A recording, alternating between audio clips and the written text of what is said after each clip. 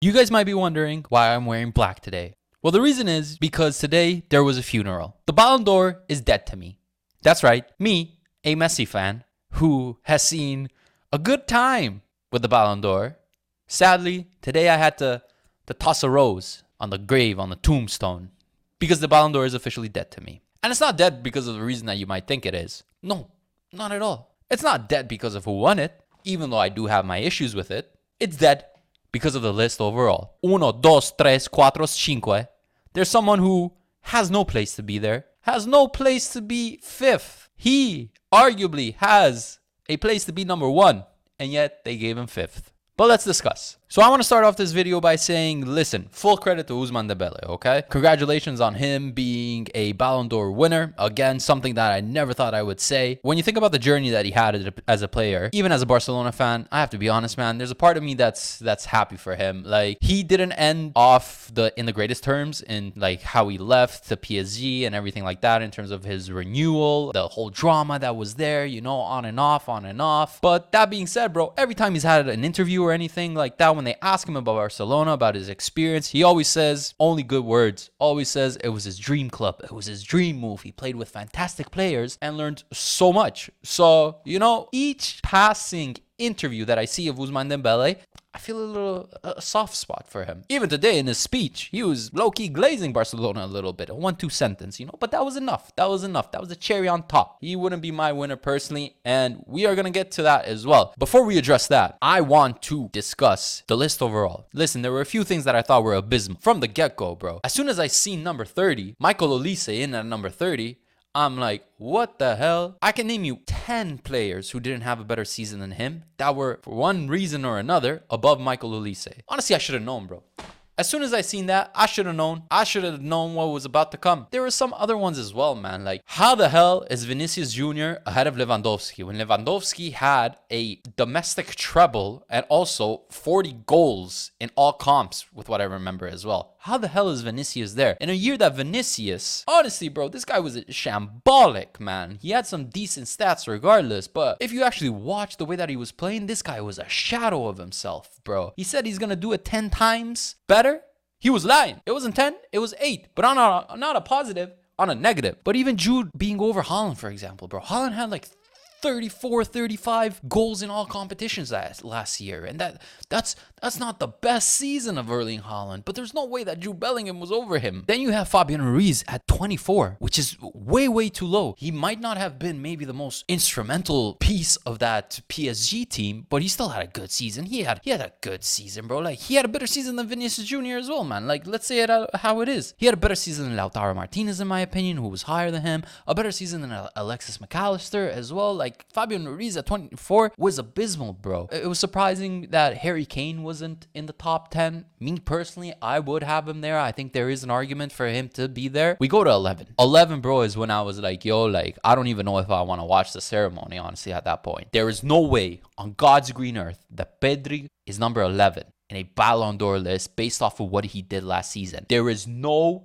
way in hell you can name me 10 players better than Pedri Gonzalez in big 2025. I was gonna say that's the worst one, but I don't even know. That's debatable as well. It could be, but we're gonna get to one that I think is just, I have no words. There's no way to describe it. And the reason that you can't excuse that, you can't justify that, is because at number 8, you had Cole Palmer. What the hell is that brother doing there, bro? Are we putting that big of an importance on the Club World Cup? He scored 2 against PSG, I guess, right? In the final. But other than that, that brother wasn't even in the Champions League, bro. He was playing Conference League, man. I don't even think he was playing that often in the Conference League, because I'm pretty sure they were using their B team. But regardless, even if he was, bro, not just above Pedri, but like, how can he be 8th, man? How can he be in the top 10? I can understand, when was it? 2 seasons ago? The first season that he had at Chelsea, he was phenomenal. 100% in the top 10 probably then. You can argue that all you want. But last season, wasn't there a stat about Cole Palmer having a goal from open play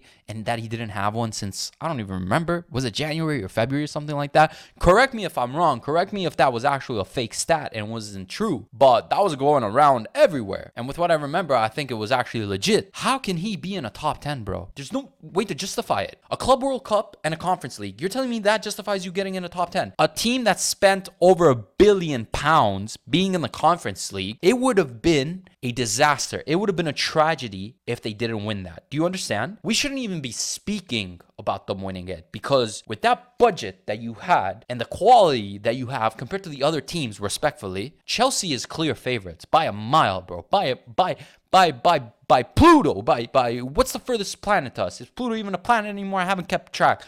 I don't even know, by a stratosphere, bro. By a stratosphere. So I don't want to hear they won the Conference League. The top 10 was nunomendes, Donnarumma, Palmer, Mbappe, Hakimi, and now we're getting to the top 5. And we're going to stop at number 5, because number 5 is where this award goes down the bin, bro.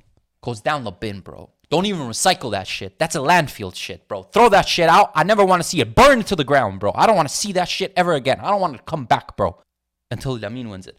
But 5th is none other than Raphinha. No. Straight up, no, bro. No, there's no way that Raphinha is number 5.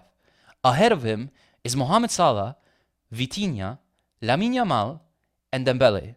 100% minimum should be podium. Minimum. And I would say he has a very, very, very strong case of winning the whole thing. So for him to be 5th is abysmal. Now, the reason that I say that is because how the hell can he be 5th when he won La Liga, he won Copa del Rey, he won the Supercopa de España, he went to the semifinals of the UCL, he was joint top goal scorer in the UCL. Also, he was top assister in the UCL as well. He tied Cristiano Ronaldo's highest GA campaign in UCL history with 22 goals, with what I believe. Granted, 2 or 3 games more than Cristiano Ronaldo, but still, he's the only one. Other people could have done it this season as well with the same amount of games.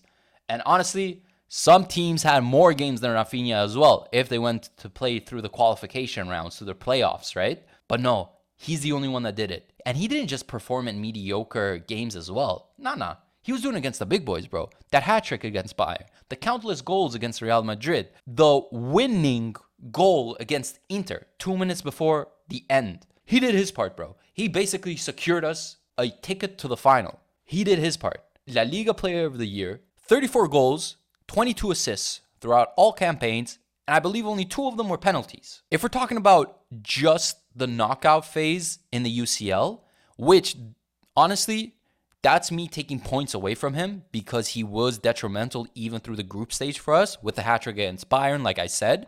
But if we're just doing even just the knockout rounds, during their knockout rounds, he had 5 goals and 5 assists. 5 goals and 5 assists during the knockout rounds from Raphinha. Against Real Madrid, 5 goals and 2 assists in all campaigns against Real Madrid, 5 goals and 2 assists. 13 goals in 14 UCL games. How is he number 5? How is he number 5? It's unjustifiable. It's inexcusable. It's blasphemy, bro. It's blasphemy. I don't even know what to say, man. I don't even know what to say. Honestly, for me, Raphinha would have had a very, very strong case to win the whole thing. He wouldn't have been my winner, just by a little bit. But he would have a very, very strong case. Mohamed Salah over Raphinha. Salah had a phenomenal Premier League season. And he got his rewards for that, right? He got his praises for doing that. But this is the Ballon d'Or. This is all competitions, big bro. This is everything. This isn't just the Premier League. If it's just the Premier League, you got your own awards for that. We'll give you that, We'll give you praise for that. Let's say it how it is, bro. Against PSG, what did he do? Ghost session. He was locked up in a embarrassing fashion, bro. And not just UCL. Let's go to the final against Newcastle in the Carabao. Right after the PSG game. From one stinker to another. What did he do? Nothing. That's 3 big games there that he was ghost. 34 goals, 23 assists in all comps, 11 penalties with what I remember. So almost 1/3 of his goals were penalties, which compared to even Dembele, bro. Dembele had 1 penalty, Raphinha had 2. Like, there's a big number in penalties as well. So you're reliant on penalties. You ghosted in the big games, and you also won 1 cup One trophy compared to 3 or 4 that the other ones won. There's no reason.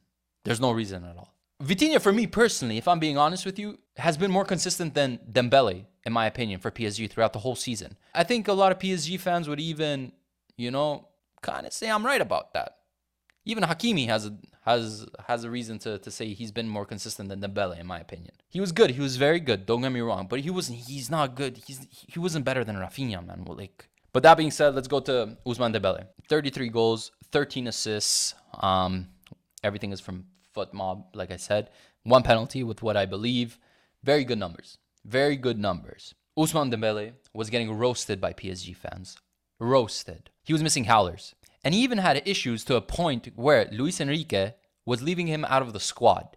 Up until January. Up until January, he's being in a mediocre to ass form and also getting dropped by his coach. 5 to 6 months of the season. But then he performs, obviously, in the big rounds, and he's worthy of a Ballon d'Or. The way that I view it is you have to be achieving a good level, an elite level, a best in the world level for a consistent basis throughout the whole season, bro. Throughout the whole season. From August till May or June or whatever it is, I want you to be dropping masterclasses, bro. And then obviously there's stats to it as well. You have to have some decent stats as well, whether that be goals or assists. I don't care which one it is. We've had past Ballon d'Or winners who had like 10 goals, bro, and less assists as well, and they got Ballon d'Ors. And obviously the big game performances, which, like I said, in big games, Ousmane Dembélé was there. He was there. So I can't say anything about that. After January is where he started to actually hit those insane numbers. And surprisingly, that actually corresponds with when Kvaratskhelia came in.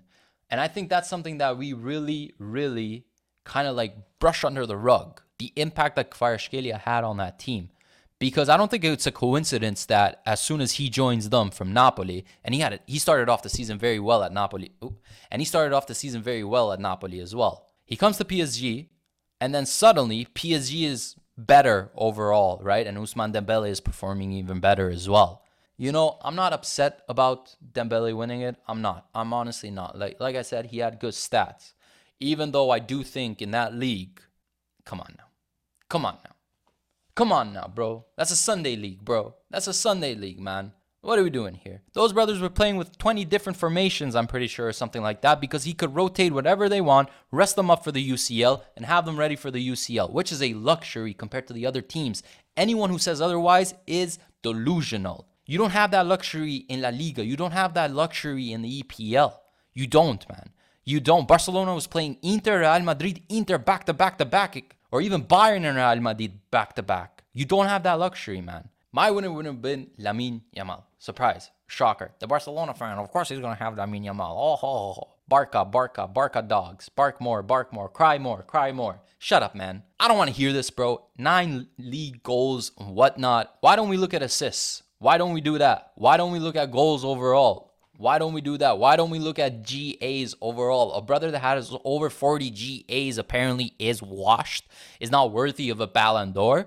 A brother that won a treble, a domestic treble. A brother that performed in every big game possible. 18 goals, 21 assists with what I have here. He had 1 penalty with what I remember. We were 2-0 down to Inter. You remember who gets the ball, goes past everyone, pop, bangs it in, and gets us back in the game? Lamine-Yamal. That was Lamine-Yamal. That second leg, that is probably one of the best games I've ever seen from someone that didn't get a GA. And if you say otherwise, if you say that he didn't have a good game, this sport isn't for you. This sport is not for you. You had legends of the game after that coming out and glazing the kid. He was that good. You had every single Inter player after that game coming out and saying he's the best we've ever faced, an 18-year-old. But you're telling me he's not Ballon d'Or level. Professionals who have played against much better opponents, much more experienced opponents, they're saying, nah, this guy's the best. But no, he didn't get a GA or an assist, right? So he must have had a trash game. That's how it works. If that was the case, bro, what are we doing? Why are we discussing? Why am I discussing here? Why are you discussing with your grandma, with your grandpa, with your dad, with your mom, with whoever you discuss, your brother, your sister, whoever, bro, with anyone? Why are you listening to any podcasts at all? What are you doing here right now, bro? Click off. If it was just stats, open up ChatGPT. Give me the stats for lamineyamal last season. Give me the stats for Dembele last season. Boom, who has the best, the biggest one? All right, you win it. That's not how it is, bro. What's the point of that? That's not how it is. Use your eyes. Use your eyes. God gave us two. Don't put them to waste. He's the best player in the world. It's that simple. If you think otherwise, well, you have Mbappe as well, who's been around for a while. And this season, he seems to be back to his best. But he's the best player in the world. If you think otherwise, I don't know. I don't know what to tell you, bro. I don't know what to tell you. The sport is not for you, man. The sport is not for you, or you're obviously just a hater at that point. We missed him for a month or two.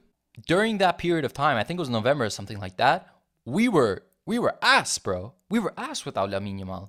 That's how important he was to us. That's how good of a player that he is. That's how big of a difference he does. You can't say the same with Dembele, I'm sorry. Like I said, they were rotating formations left and right, and they were still getting results. They almost went invincible. They lost 2 games at the very end, I'm pretty sure. But they were almost invincible, rotating the team. Us, Lamine, he makes the difference. And I'll tell you this as well. Raphinha doesn't have the season that he does without Lamine, without his creativity, without his passes. He doesn't. I'm sorry. I love Raphinha. I love him. He had insane numbers last season. But he doesn't do that without Lamine. He doesn't. But again, the point of this video is not to blast Dembele. Like I said, he had a very good season in terms of numbers and the clutchness that he had, right? Can't deny that.